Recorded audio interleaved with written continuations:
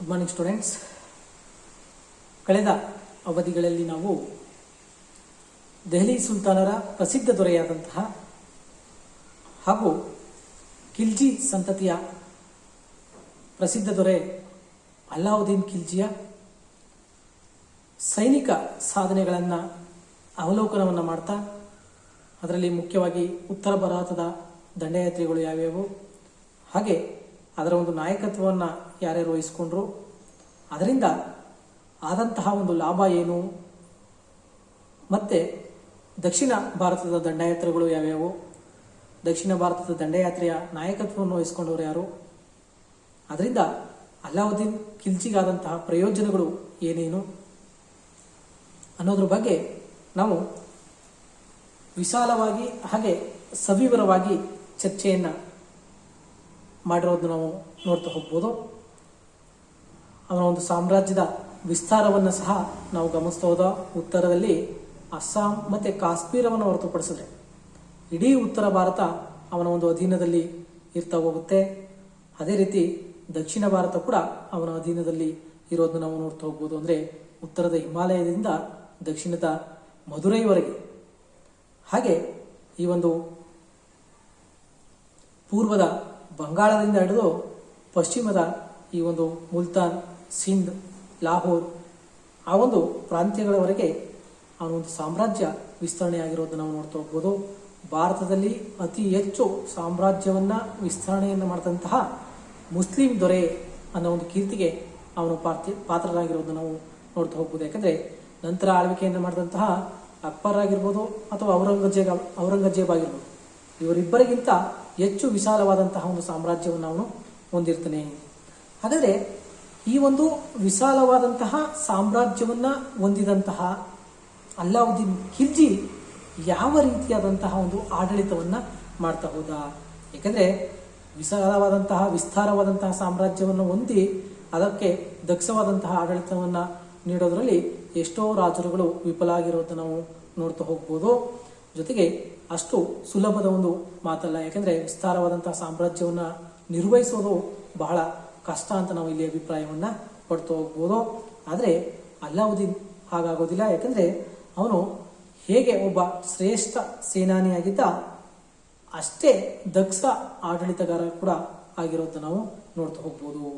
ಅವನು ಅನಕ್ಷರಸ್ಥನಾದರೂ ಕೂಡ ಆಡಳಿತದ ಪ್ರತಿ ವಿಚಾರದಲ್ಲೂ ಕೂಡ ಅವನು ತನ್ನದೇ ಆದಂತಹ ಒಂದು ವಿಶೇಷವಾದಂತಹ ಪರಿಜ್ಞಾನವನ್ನು ಹೊಂದಿರೋದನ್ನು ನಾವು ನೋಡ್ತಾ ಹೋಗ್ಬೋದು. ಮೂಲತಃ ಅವನನ್ನು ನೋಡಿದ್ರೆ ಅವನೊಬ್ಬ ಅನಕ್ಷರಸ್ಥ, ಆದರೆ ಅವನು ಜಾರಿಗೆ ತಂದಂತಹ ಸುಧಾರಣೆಗಳನ್ನು ನಾವು ಅಧ್ಯಯನವನ್ನು ಮಾಡಿದ್ರೆ ಅವನು ನಿಜವಾಗ್ಲೂ ಅನಕ್ಷರಸ್ಥನೇ ಅನ್ನೋದು ನಮ್ಮಲ್ಲಿ ಬರುವಂತಹ ಒಂದು ಡೌಟ್ ಅಥವಾ ಅನುಮಾನ ಅಂತ ನಾವು ಹೇಳ್ತಾ ಹೋಗ್ಬೋದು. ಅಷ್ಟರ ಮಟ್ಟಿಗೆ ಈ ಒಂದು ಭಾರತಕ್ಕೆ ಆಡಳಿತವನ್ನು ಅವನು ನೀಡಿರೋದನ್ನು ನಾವು ನೋಡ್ತಾ ಹೋಗ್ಬೋದು. ಅವನ ಒಂದು ಸೈನ್ಯದ ನೀತಿಗಳಾಗಿರ್ಬೋದು, ಮಾರುಕಟ್ಟೆ, ವಿಶೇಷವಾಗಿ ಕಂದಾಯ ಮತ್ತು ಮಾರುಕಟ್ಟೆ ನೀತಿಯಲ್ಲಿ ಅವನು ಕೈಗೊಂಡಂತಹ ಒಂದು ಕ್ರಮಗಳು ಇಂದಿಗೂ ಕೂಡ ನಮ್ಮ ಸರ್ಕಾರಗಳು ಅದನ್ನು ಅನುಸರಿಸಿರೋದನ್ನು ನಾವು ನೋಡ್ತಾ ಹೋಗ್ಬೋದು. ಇನ್ನು ಪೊಲೀಸ್ ಇಲಾಖೆಗಳದ್ದು ಕೂಡ ಕಟ್ಟುನಿಟ್ಟಾದಂಥ ಒಂದು ಕ್ರಮಗಳನ್ನು, ಸುಧಾರಣೆಗಳನ್ನು ಕೈಗೊಳ್ತಾ ಹೋಗ್ತಾನೆ. ಇನ್ನು ಅವನ ಒಂದು ಬುದ್ಧಿಪೂರ್ವಕ ಸುಧಾರಣೆಗಳಿಂದ ಅವನು ಈ ಒಂದು ಭಾರತದ ಇತಿಹಾಸದಲ್ಲಿ ಅಚ್ಚಳಿಯದೆ ಉಳಿದಿರೋದನ್ನು ನಾವು ನೋಡ್ತಾ ಹೋಗ್ಬೋದು. ಅವುಗಳನ್ನು ಇವಾಗ ನಾವು ಏನು ಮಾಡೋಣ, ಹಂತ ಹಂತವಾಗಿ ಚರ್ಚೆಯನ್ನು ಮಾಡ್ತಾ ಹೋಗೋಣ.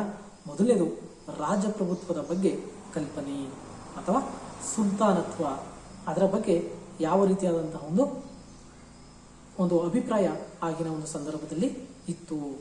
ಈಗಾಗಲೇ ಹೇಳಿದಾಗೆ ಅಲ್ಲಾವುದ್ದೀನ್ ಖಿಲ್ಜಿ ಒಬ್ಬ ದರ್ಪಿಷ್ಟ ಪ್ರಭು, ನಿರಂಕುಶ ಪ್ರಭುತ್ವದಲ್ಲಿ ಅವನಿಗೆ ಅಪಾರವಾದಂತಹ ಒಂದು ನಂಬಿಕೆ ಇರೋದನ್ನ ನಾವು ನೋಡ್ತಾ ಹೋಗ್ಬೋದು. ಅಂದರೆ ಅವನು ಡಿಸಿಷನ್ ಮೇಕರಲ್ಲಿ ತಾನೇ ಶ್ರೇಷ್ಠ ಅನ್ನೋ ಒಂದು ಭಾವನೆಯನ್ನು ಹೊಂದಿರ್ತಾನೆ. ಹಾಗಾಗಿ ನಿರಂಕುಶವಾಗಿ ಯಾರಿಗೂ ಕೂಡ ಎದುರದೆ ಅವನು ಆಡಳಿತವನ್ನು ನಡೆಸೋದನ್ನ ನಾವು ನೋಡ್ತಾ ಹೋಗ್ಬೋದು. ಬಲ್ಬನ್ನಂತೆ ಅವನಿಗೆ ದೈವದತ್ತ ರಾಜಧಿಕಾರ, ಅಂದರೆ ಬಲ್ಬನ್ ಏನು ಹೇಳ್ತಾನೆ ಅಂದರೆ ರಾಜ ಪ್ರಭುತ್ವ ಏನಿದೆ ಅದು ದೈವದತ್ತವಾದದ್ದು, ದೇವರೇ ನಮ್ಮನ್ನಿಲ್ಲಿ ಆಳಲಿಕ್ಕೆ ಕಳಿಸಿದ್ದಾನೆ ಅನ್ನೋ ಒಂದು ಮಾತನ್ನು ಅವನು ತನ್ನ ಸುಧಾರಣೆಗಳಲ್ಲಿ ಜನತೆಗೆ ಹೇಳ್ತಾ ಹೋಗ್ತಾನೆ. ಅದೇ ರೀತಿ ಕೂಡ ಅಲ್ಲಾವುದ್ದೀನ್ ಖಿಲ್ಜಿಗೆ ದೈವದತ್ತ ರಾಜಪ್ರಭುತ್ವದಲ್ಲಿ ಅಪಾರವಾದಂತಹ ಒಂದು ನಂಬಿಕೆ ಇರ್ತಾ ಹೋಗುತ್ತೆ. ಸುಲ್ತಾನ ಭೂಮಿಯ ಮೇಲಿನ ದೇವರ ಪ್ರತಿನಿಧಿ ಎಂಬುದಾಗಿ ಅವನು ಹೇಳೋದನ್ನು ನಾವು ನೋಡ್ತಾ ಹೋಗ್ಬೋದು. ದೇವರ ಛಾಯೆ ಅಥವಾ ದೇವರಿನ ನೆರಳು ಎಂಬುದಾಗಿ ಅಲ್ಲಾವುದ್ದೀನ್ ಖಿಲ್ಜಿ ಹೇಳ್ತಾ ಹೋಗ್ತಾನೆ.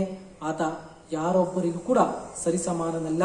ಅವನಿಗೆ ದೇವರು ಯಾರಲ್ಲೂ ಇಂಥ ಬುದ್ಧಿಶಕ್ತಿ ನೀಡದೆ ರಾಜರಿಗೆ ಮಾತ್ರ ನೀಡಿದಾನೆ ಅನ್ನೋದು ಅಲ್ಲಾವುದ್ದೀನ್ ಖಿಲ್ಜಿಯ ಒಂದು ಅಭಿಪ್ರಾಯ ಅಂತ ನಾವು ಹೇಳ್ತಾ ಹೋಗ್ಬೋದು. ಆದ್ದರಿಂದ ಪ್ರಜೆಗಳು ಅವನ ಆಜ್ಞೆಗೆ ತಲೆಬಾಗಬೇಕು. ಪ್ರಜೆಗಳು ದೈವಾಂಶ ಸಂಭೂತನಾದಂತಹ ಸುಲ್ತಾನನ ಸೇವಕರು. ಅವನ ವಿರುದ್ಧ ದಂಗೆ ಏಳುವುದು ದೇವರ ಇಚ್ಛೆಗೆ ನಡೆದುಕೊಂಡಂತಹ ಅವನ ಒಂದು ದೇವರ ಇಚ್ಛೆಗೆ ವಿರುದ್ಧವಾಗಿ ನಡೆದುಕೊಂಡಂತಹ ಬಗೆ ಎಂಬುದಾಗಿ ಅಲ್ಲಾವುದ್ದೀನ್ ಖಿಲ್ಜಿ ಅಂದರೆ ಇಲ್ಲಿ ನಾವು ಗಮನಿಸುವಂತಹ ಒಂದು ವಿಚಾರ ಏನಪ್ಪಾ ಅಂದ್ರೆ ವಿದ್ಯಾರ್ಥಿಗಳೇ, ಏನು ಬಲ್ಬನ್ ರಾಜತ್ವದಲ್ಲಿ ಅಥವಾ ಸುಲ್ತಾನತ್ವದಲ್ಲಿ ಯಾವ ರೀತಿಯಾಗಿ ತನ್ನ ಅಭಿಪ್ರಾಯಗಳನ್ನು ತಿಳಿಸ್ತಾ ಹೋಗ್ತಾನೆ, ಜನತೆಯ ಮುಂದಿಡ್ತಾ ಹೋಗ್ತಾನೆ, ಅದೇ ರೀತಿಯಾದಂತಹ ಅಭಿಪ್ರಾಯವನ್ನ ಅಲ್ಲಾವುದ್ದೀನ್ ಖಿಲ್ಜಿ ಸಹ ಇಡೋದು ನಾವು ನೋಡ್ತಾ ಹೋಗ್ಬೋದು. ಹಾಗಾಗಿ ರಾಜನ ಒಂದು ತೀರ್ಮಾನವೇ ಅಂತಿಮ ತೀರ್ಮಾನ, ಸರ್ವೋಚ್ಚ ತೀರ್ಮಾನ ಎಂಬುದಾಗಿ ಅವನು ಹೇಳ್ತಾ ಹೋಗ್ತಾನೆ. ಅವನ ಅಧಿಕಾರವೇ ಸರ್ವೋಚ್ಚ ಎಂಬುದನ್ನ ಅಲ್ಲಾವುದ್ದೀನ್ ಖಿಲ್ಜಿ ಹೇಳೋದನ್ನ ನಾವು ನೋಡ್ತಾ ಹೋಗ್ಬೋದು. ದರ್ಪಿಷ್ಟ ಅಧಿಕಾರದಲ್ಲಿ ಆತ ಫ್ರಾನ್ಸ್ನ 14ನೇ ಲೂಯಿಯನ್ನ ಹೋಲೋದನ್ನ ನಾವು ನೋಡ್ತಾ ಹೋಗ್ಬೋದು. ಫ್ರಾನ್ಸ್ನ ಇತಿಹಾಸವನ್ನ ನೀವು 6ನೇ ಚತುರ್ಮಾಸದಲ್ಲಿ ಅಧ್ಯಯನವನ್ನು ಮಾಡ್ತೀರಾ. ಅವನು ಕೂಡ ನಾನು ದೇವರು ಇಲ್ಲಿಗೆ ಕಳಿಸಿಕೊಟ್ಟಂತಹ ನಿಮ್ಮ ಆಳುವಂತಹ ಒಬ್ಬ ವ್ಯಕ್ತಿ ಎಂಬುದಾಗಿ ಅವನು ಹೇಳ್ತಾ ಹೋಗ್ತಾನೆ. ದೇವರು ನಮ್ಮನಲ್ಲಿ ಆಳಲಿಕ್ಕೆ ಕಳಿಸ್ಕೊಟ್ಟಿದ್ದಾನೆ ಅನ್ನೋ ಒಂದು ಮಾತನ್ನ ಫ್ರಾನ್ಸ್ನ ಜನತೆಗೆ ಅವನು ಹೇಳ್ತಾ ಹೋಗ್ತಾನೆ. ಹಾಗಾಗಿ ಅದೇ ರೀತಿಯಾದಂತಹ ಒಂದು ಅಭಿಪ್ರಾಯವನ್ನ ಅಲ್ಲಾವುದ್ದೀನ್ ಖಿಲ್ಜಿ ಹೊಂದಿರೋದು ನಾವು ನೋಡ್ತಾ ಹೋಗ್ಬೋದು. ಸುಲ್ತಾನನಿಗೆ ಧರ್ಮದಲ್ಲಿ ನಿಷ್ಠೆ ಇರಲಿಲ್ಲ. ಅಧಿಕಾರವನ್ನೆಲ್ಲ ತನ್ನಲ್ಲೇ ಅವನು ಕೇಂದ್ರೀಕರಿಸಿಕೊಂಡಿರೋದು ನಾವು ನೋಡ್ತಾ ಹೋಗ್ಬೋದು.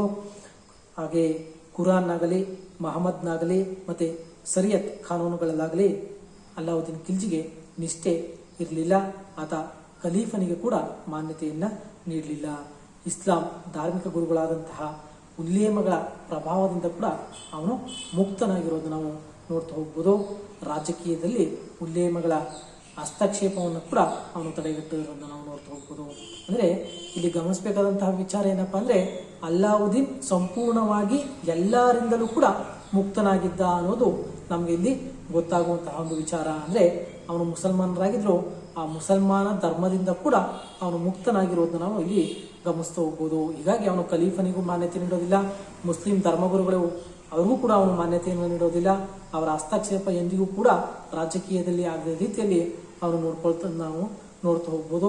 ಕುರಾನ್ಗೆ ಆಗಲಿ ಮಹಮ್ಮದ್ಗೆ ಆಗಲಿ ಮತ್ತೆ ಮುಸ್ಲಿಂ ಕಾನೂನುಗಳಿಗಾಗಲಿ ಅವನು ತಲೆಬಾಗೋದಿಲ್ಲ.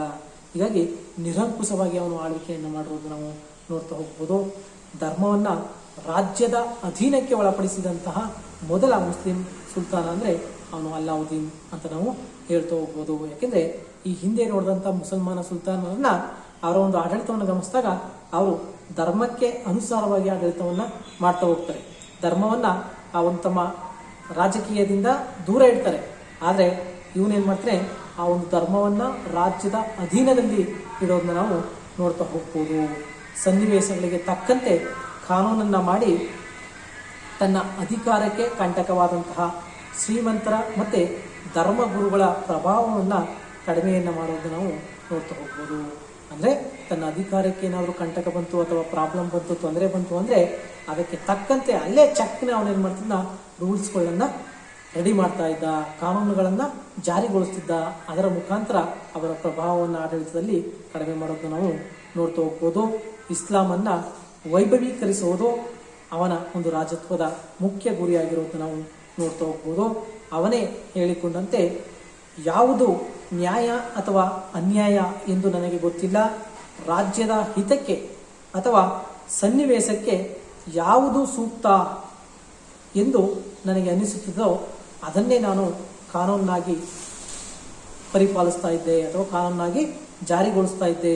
ತೀರ್ಮಾನದ ಅಂತಿಮ ದಿನ ಏನಾಗುತ್ತದೆ ಎಂಬುದೇ ನನಗೆ ಗೊತ್ತಿರಲಿಲ್ಲ ಅನ್ನೋ ಒಂದು ಮಾತನ್ನ ಅಲ್ಲಾವುದ್ದೀನ್ ಖಿಲ್ಜಿ ಹೇಳ್ತಾ ಹೋಗ್ತಾನೆ. ಅವನ ಪ್ರಕಾರ ಕಾನೂನುಗಳನ್ನ ಒಂದು ಸಂವಿಧಾನಾತ್ಮಕವಾಗಿ ಇಡೋದಾಗ್ಲಿ ಅಥವಾ ಯಾರೋ ಬರೆದಿದ್ದಂತಹ ಕಾನೂನುಗಳನ್ನು ಪಾಲಿಸುವಂತದ್ದಾಗ್ಲಿ ಅದು ಅಲ್ಲಾವುದ್ದೀನ್ ಖಿಲ್ಜಿಯಲ್ಲಿ ಇರ್ತಾ ಇರಲಿಲ್ಲ. ಬದಲಾಗಿ ಅವನೇನ್ ಮಾಡ್ತಿದ್ದ, ಆ ಒಂದು ಸಮಯಕ್ಕೆ ತಕ್ಕಂತೆ ಅಥವಾ ಸಂದರ್ಭಕ್ಕೆ ತಕ್ಕಂತೆ ಅವನು ಕಾನೂನನ್ನ ರಚನೆ ಮಾಡುವಂತಹ ಒಂದು ಕೆಪಾಸಿಟಿಯನ್ನ ಹೊಂದಿರೋದನ್ನ ನಾವು ನೋಡ್ತಾ ಹೋಗ್ಬೋದು. ಹಾಗಾಗಿ ಅವನು ನಾನು ಯಾವುದರ ಬಗ್ಗೆ ಕೂಡ ತಲೆ ಕೆಡಿಸ್ಕೊಳ್ಳಲ್ಲ, ಆ ಒಂದು ಸಮಸ್ಯೆಗೆ ಆ ಸಂದರ್ಭದಲ್ಲಿ ಯಾವುದು ಸರಿ ಅನಿಸುತ್ತೋ ಆ ಒಂದು ಕಾನೂನನ್ನು ಅವನು ಜಾರಿಗೊಳಿಸುತ್ತಿದೆ ಎಂಬುದಾಗಿ ಸ್ವತಃ ಅಲ್ಲಾವುದ್ದೀನ್ ಖಿಲ್ಜಿ ಹೇಳಿರೋದನ್ನ ನಾವು ನೋಡ್ತಾ ಹೋಗ್ಬೋದು. ಸುಲ್ತಾನ ಎಲ್ಲ ಅಧಿಕಾರವನ್ನ ತನ್ನಲ್ಲಿ ಕೇಂದ್ರೀಕರಿಸಿಕೊಂಡು ರಾಜ್ಯಪಾಲರು ಕೇಂದ್ರ ಸರ್ಕಾರದ ನಿಯಂತ್ರಣಕ್ಕೊಳಗಾಗಿರೋದನ್ನ ನಾವು ನೋಡ್ತಾ ಹೋಗ್ಬೋದು. ಅಂದ್ರೆ ಅವನ ಅಧೀನದಲ್ಲಿದ್ದಂತಹ ಪ್ರಾಂತ್ಯದ ಗವರ್ನರ್ಗಳು ಅಥವಾ ರಾಜ್ಯಪಾಲರು ಅವನ ಒಂದು ಅಧೀನದಲ್ಲಿ ಇರೋದನ್ನ ನಾವು ನೋಡ್ತಾ ಹೋಗ್ಬೋದು. ಹೀಗೆ ಸುಲ್ತಾನತ್ವವನ್ನ ದೈವತ್ವಕ್ಕೆ ಏರಿಸಿ ತನ್ನ ಘನತೆ ಗೌರವವನ್ನು ಅವನು ಹೆಚ್ಚಿಸಿಕೊಂಡಿರೋದನ್ನ ನಾವು ನೋಡ್ತಾ ಹೋಗ್ಬೋದು. ಇದು ಸುಲ್ತಾನತ್ವದ ಬಗ್ಗೆ ಅಲ್ಲಾವುದ್ದೀನ್ ಖಿಲ್ಜಿಗಿದ್ದಂತಹ ಅಭಿಪ್ರಾಯ, ಮತ್ತೆ ಅದನ್ನ ಹೆಚ್ಚಿಸ್ಲಿಕ್ಕೆ, ಅದರ ಒಂದು ಗೌರವವನ್ನು ಹೆಚ್ಚಿಸ್ಲಿಕ್ಕೆ ಅಲ್ಲಾವುದ್ದೀನ್ ಕೈಗೊಂಡಂತಹ ಒಂದು ಕ್ರಮಗಳು. ಅರ್ಥ ಆಯ್ತಲ್ವಾ? ಇವನು ಕೂಡ ಬಲ್ಬನ್ನ ರೀತಿಯಲ್ಲೇ ಸುಲ್ತಾನತ್ವವನ್ನ ದೈವತ್ವ ಸ್ಥಾನಕ್ಕೆ ಏರಿಸ್ತಾ ಹೋಗ್ತಾನೆ. ದೈವದತ್ತವಾದಂತಹ ಅಧಿಕಾರಕ್ಕೆ ಅವನು ಮೊರೆ ಹೋಗೋದು ನಾವು ನೋಡ್ತಾ ಹೋಗ್ಬೋದು. ನಾವು ಇಲ್ಲಿ ಆಳಲಿಕ್ಕೆ ಬಂದಿರುವಂತಹ ದೇವರ ನಿರಳು ಅಥವಾ ಅದರ ಛಾಯೆ ಎಂಬುದಾಗಿ ಅವನು ಹೇಳ್ತಾ ಹೋಗ್ತಾನೆ. ಅಧಿಕಾರವನ್ನೆಲ್ಲ ತನ್ನಲ್ಲೇ ಕೇಂದ್ರೀಕರಿಸ್ತಾ ಹೋಗ್ತಾನೆ. ಆದ್ದರಿಂದ ಪ್ರಜೆಗಳು ಅವನ ಆಜ್ಞೆಗೆ ಸ್ಥಿರವಾಗಿ ಪಾಲಿಸ್ತಾ ಹೋಗ್ಬೇಕು. ಅವನ ವಿರುದ್ಧ ದಂಗೆ ಹೇಳೋದು ದೇವರ ವಿರುದ್ಧ ದಂಗೆಯನ್ನ ಎದ್ದಂತೆ. ಹಾಗಾಗಿ ಅವನ 14ನೇ ಲೂಯಿಗೆ ತನ್ನ ಹೋಲಿಕೆಯನ್ನು ಮಾಡಿಕೊಂಡಿರೋದನ್ನ ನಾವು ನೋಡ್ತಾ ಹೋಗ್ಬೋದು. ಮತ್ತೆ ಧರ್ಮವನ್ನ ಆಡಳಿತದ ವಿಷಯದಲ್ಲಿ ಹಸ್ತಕ್ಷೇಪ ಮಾಡದಂತೆ ಅವನು ನೋಡ್ಕೊಳ್ತಾ ಹೋಗ್ತಾನೆ. ಕುರಾನ್ ಆಗ್ಲಿ, ಧರ್ಮದ ರೂಲ್ಸ್ಗಳಾಗ್ಲಿ ಅಥವಾ ಆ ಒಂದು ಮಹಮ್ಮದ್ನಾಗ್ಲಿ ಅವನಿಗೆ ಯಾವುದೇ ರೀತಿಯಾದಂತಹ ನಂಬಿಕೆಗಳು ಕೂಡ ಇರಲಿಲ್ಲ. ಖಲೀಫನಿಗೂ ಕೂಡ ಅವನು ಮಾನ್ಯತೆಯನ್ನು ಕೊಡಲಿಲ್ಲ. ಇಸ್ಲಾಂ ಧಾರ್ಮಿಕ ಗುರುಗಳಾದಂತಹ ಉಲೇಮಗಳಿಗೂ ಕೂಡ ಅವನು ಯಾವುದೇ ರೀತಿಯಾದಂತಹ ಮಾನ್ಯತೆಯನ್ನ ಕೊಡೋದಿಲ್ಲ. ಹೀಗಾಗಿ ಸಂಪೂರ್ಣವಾಗಿ ರಾಜಕೀಯ ಕ್ಷೇತ್ರದಲ್ಲಿ ಯಾವುದೇ ಧರ್ಮದ ಅಥವಾ ಧರ್ಮಗುರುಗಳ ಹಸ್ತಕ್ಷೇಪ ಇಲ್ಲದ ರೀತಿಯಲ್ಲಿ ಅವನು ನೋಡ್ಕೊಳ್ಳೋದನ್ನ ನಾವು ನೋಡ್ತಾ ಹೋಗ್ಬೋದು. ಮತ್ತೆ ಸನ್ನಿವೇಶಗಳಿಗೆ ತಕ್ಕಂತೆ ಅವನು ಕಾನೂನುಗಳನ್ನ ರಚಿಸಿ ಆ ಸಂದರ್ಭದಲ್ಲಿ ಅವನು ಜಾರಿಗೊಳಿಸ್ತಾ ಹೋಗ್ತಾನೆ. ಜಾರಿಗೊಳಿಸಿ ತನ್ನ ಅಧಿಕಾರಕ್ಕೆ ಯಾವುದೇ ರೀತಿಯಾದಂತಹ ತೊಂದರೆ ಬರದಂತೆ, ಕಂಟಕ ಬರದಂತೆ ಅವನು ನೋಡ್ಕೊಳ್ಳೋದನ್ನ ನಾವು ನೋಡ್ತಾ ಹೋಗ್ಬೋದು. ಸ್ವತಃ ಅವನೇ ಹೇಳೋದು, ನನಗೆ ಸರಿಯೋ ಅಥವಾ ತಪ್ಪೋ ಗೊತ್ತಿಲ್ಲ, ಬಟ್ ಆ ಒಂದು ಸಂದರ್ಭದಲ್ಲಿ ಯಾವುದು ಸೂಕ್ತ ಅನಿಸುತ್ತೋ ಅದನ್ನೇ ಕಾನೂನಾಗಿ ನಾನು ಜಾರಿಗೊಳಿಸ್ತೇನೆ ಅನ್ನೋ ಒಂದು ಮಾತನ್ನ ಅವನು ಹೇಳೋದನ್ನ ನಾವು ನೋಡ್ತಾ ಹೋಗ್ಬೋದು. ಹೀಗೆ ಅವನ ಅಧೀನದಲ್ಲಿದ್ದಂತಹ ರಾಜ್ಯಪಾಲರು ಅವನ ಆಜ್ಞೆಯಂತೆ ಕಾರ್ಯವನ್ನ ನಿರ್ವಹಿಸ್ತಾ ಹೋಗ್ತಾರೆ. ಇದಿಷ್ಟು ಸುಲ್ತಾನತ್ವದ ಬಗ್ಗೆ ಇದ್ದಂತಹ ಒಂದು ಕ್ರಮಗಳು, ಅವನು ಕೈಗೊಂಡಂತಹ ಕ್ರಮಗಳು, ಜೊತೆಗೆ ಅವನ ಒಂದು ಅಭಿಪ್ರಾಯ. ಇನ್ನು ಎರಡನೇದಾಗಿ ಆಂತರಿಕ ಭದ್ರತಾ ಕ್ರಮಗಳು. ಅಂದ್ರೆ ಯಾಕೆ ಆಂತರಿಕವಾಗಿ ಅವನು ಭದ್ರತೆಗೆ ಹೆಚ್ಚಿನ ಒಂದು ಆದ್ಯತೆಯನ್ನ ನೀಡ್ತಾ ಹೋದ? ಹೀಗಾಗಿ ಅವನು ತನ್ನ ಆಡಳಿತದಲ್ಲಿ ಭದ್ರತೆಗೆ ಹೆಚ್ಚಿನ ಒಂದು ಆದ್ಯತೆಯನ್ನ ನೀಡೋದನ್ನ ನಾವು ನೋಡ್ತಾ ಹೋಗ್ಬೋದು. ಆಂತರಿಕ ಭದ್ರತಾ ಕ್ರಮಗಳು, ಯಾಕಂದ್ರೆ ವಿಶಾಲವಾದಂತಹ ಸಾಮ್ರಾಜ್ಯವನ್ನು ಹೊಂದಿರ್ತಾನೆ. ಅವನ ಅಧೀನದಲ್ಲಿ ಹಲವಾರು ರಾಜ್ಯಪಾಲರು ಕಾರ್ಯವನ್ನು ನಿರ್ವಹಿಸ್ತಿರ್ತಾರೆ. ಅವರು ಯಾವಾಗ ಬೇಕಾದ್ರೂ ಸ್ವಾತಂತ್ರ್ಯವನ್ನು ಘೋಷಿಸಿಕೊಂಡು ದಂಗೆಯನ್ನ ಹೇಳ್ಬೋದಿತ್ತು. ಹಾಗಾಗಿ ಶ್ರೀಮಂತರು ಕೂಡ ಅವನ ವಿರುದ್ಧ ದಂಗೆಯನ್ನು ಹೇಳ್ಬೇಕಿತ್ತು. ಅವರ ವಿರುದ್ಧ ಪ್ರಬಲವಾದಂತಹ ಒಂದು ಭದ್ರತೆಯನ್ನು ಒದಗಿಸ್ಕೊಳ್ಳಿಕ್ಕೆ ಅವನೇನ್ ಮಾಡ್ತಾನೆ, ಭದ್ರತೆಗೆ ಒಂದು ಹೆಚ್ಚಿನ ಆದ್ಯತೆಯನ್ನು ನೀಡ್ತಾ ಹೋಗ್ತಾನೆ. ಉಲ್ಲೇಮಗಳ ರಾಜಕೀಯ ಪ್ರಭಾವವನ್ನು ತಡೆಗಟ್ತಾ ಹೋಗ್ತಾನೆ. ಧರ್ಮವನ್ನು ರಾಜಕೀಯದಿಂದ ಹೊರಗಿಡ್ತಾ ಹೋಗ್ತಾನೆ. ಇಷ್ಟಾದ್ರೂ ಕೂಡ ಸಾಮ್ರಾಜ್ಯದಲ್ಲಿ ನಿರಂತರವಾದಂತಹ ಒಂದು ದಂಗೆಗಳು ನಡೆಯೋದನ್ನ ನಾವು ನೋಡ್ತಾ ಹೋಗ್ಬೋದು. ಸ್ವಂತ ಮಕ್ಕಳಾದಂತಹ ಮಂಗು ಖಾನ್, ಉಮರ್, ಬಂಧು ಅಕ್ರತ್ ಖಾನ್, ಹಾಗೆ ಅಮೀರರಾದಂತಹ ಹಾಜಿ ಮೌಲರು ದಂಗೆ ಹೇಳೋದನ್ನ ನಾವು ನೋಡ್ತಾ ಹೋಗ್ಬೋದು. ಅವುಗಳಿಗೆ ಸುಲ್ತಾನ ಕಂಡುಕೊಂಡಂತಹ ಕಾರಣಗಳು ಇಂತಿವೆ. ಯಾಕೆ ಹೀಗೆ ತನ್ನ ಮಕ್ಕಳೇ ಕೂಡ ನನ್ನ ವಿರುದ್ಧ ದಂಗೆಯನ್ನು ಹೇಳ್ತಿದ್ದಾರೆ, ಮತ್ತೆ ರಾಜ್ಯಪಾಲರು ಕೂಡ ದಂಗೆಯನ್ನು ಹೇಳ್ತಿದ್ದಾರೆ, ಯಾಕೆ ಈ ರೀತಿಯಾದಂತಹ ಒಂದು ದಂಗೆಗಳು ಸಂಭವಿಸ್ತಿದೆ ಅನ್ನೋಕೆ ಕಾರಣಗಳನ್ನ ಏನು ಹುಡ್ಕೊಳ್ತಾನೆ ಅಂದ್ರೆ, ಆಸ್ಥಾನಿಕರ ಮತ್ತೆ ಅಧಿಕಾರಿಗಳ ಒಳಸಂಚನ್ನ ತಿಳಿಯಲು ದಕ್ಷವಾದಂತಹ ಗೂಢಚಾರ ಪದ್ಧತಿಯ ಕೊರತೆ. ಅಂದ್ರೆ ಈ ಹಿಂದೆ ಬಲ್ಬನ್ ಗೂಢಚಾರ ಪದ್ಧತಿಯನ್ನ ಜಾರಿಗೊಳಿಸಿರ್ತಾನೆ, ಆದರೆ ಇವನು ಅಧಿಕಾರಕ್ಕೆ ಬಂದ ನಂತರ ಅದು ತದ್ರೂಪ ಆಗಿರುತ್ತೆ. ಹಾಗಾಗಿ ಇಲ್ಲಿ ವಿಶಾಲವಾದಂತಹ ಸಾಮ್ರಾಜ್ಯದಲ್ಲಿ ಗೂಢಚಾರ ಪದ್ಧತಿ ಇಲ್ಲ, ಹಾಗಾಗಿ ದಂಗೆ ಹೇಳ್ತಾ ಇದ್ದಾರೆ. ಇನ್ನು ಶ್ರೀಮಂತರು ಹಾಗೆ ಖಾಸಗಿ ವ್ಯಕ್ತಿಗಳಲ್ಲಿ ಏರ್ಪಡಿಸಿದಂತಹ ಸಾಮಾಜಿಕ ಕೂಟಗಳು, ಸಭೆ ಸಮಾರಂಭಗಳು, ಇವು ಕೂಡ ದಂಗೆ ಹೇಳಲಿಕ್ಕೆ ಪ್ರಮುಖವಾದಂತಹ ಕಾರಣ ಅಂತ ಹೇಳ್ತಾ ಹೋಗ್ಬೋದು. ಜೊತೆಗೆ ಅಂತರ್ಜಾತಿ ವಿವಾಹಗಳು. ಇನ್ನು ಮೂರನೇದಾಗಿ ಕೆಲವೇ ವ್ಯಕ್ತಿಗಳಲ್ಲಿ ಕೇಂದ್ರೀಕೃತವಾದಂತಹ ಸಂಪತ್ತು ಅವರನ್ನ ದಂಗೆ ಹೇಳಲಿಕ್ಕೆ ಪ್ರಚೋದನೆಯನ್ನ ನೀಡ್ತಾವೆ ಅನ್ನೋ ಒಂದು 3 ಕಾರಣಗಳನ್ನ ಅಲ್ಲಾವುದ್ದೀನ್ ಖಿಲ್ಜಿ ಕಂಡುಕೊಳ್ತಾನೆ. ಒಂದ್ಯಾವುದೋ ಅಸಮರ್ಥವಾದಂತಹ ಗೂಢಚಾರ ವ್ಯವಸ್ಥೆ, ಇನ್ನು ಎರಡನೇದಾಗಿ ಶ್ರೀಮಂತರ ನಡುವೆ ನಡೆಯುತ್ತಿದ್ದಂತಹ ಕೂಟಗಳು ಅಂದ್ರೆ ಸಾಮಾಜಿಕ ಕೂಟಗಳು ಅಥವಾ ಸಭೆ ಸಮಾರಂಭಗಳು. ಇನ್ನು ಮೂರನೇದಾಗಿ ಸಂಪತ್ತು ಕೆಲವೇ ವ್ಯಕ್ತಿಗಳಲ್ಲಿ ಕೇಂದ್ರೀಕೃತವಾಗಿರೋದು ಕೂಡ ದಂಗೆ ಏಳಲಿಕ್ಕೆ ಪ್ರಮುಖವಾದಂತಹ ಒಂದು ಕಾರಣಗಳು ಎಂಬುದಾಗಿ ಅವನು ಹೇಳ್ತಾ ಹೋಗ್ತಾನೆ.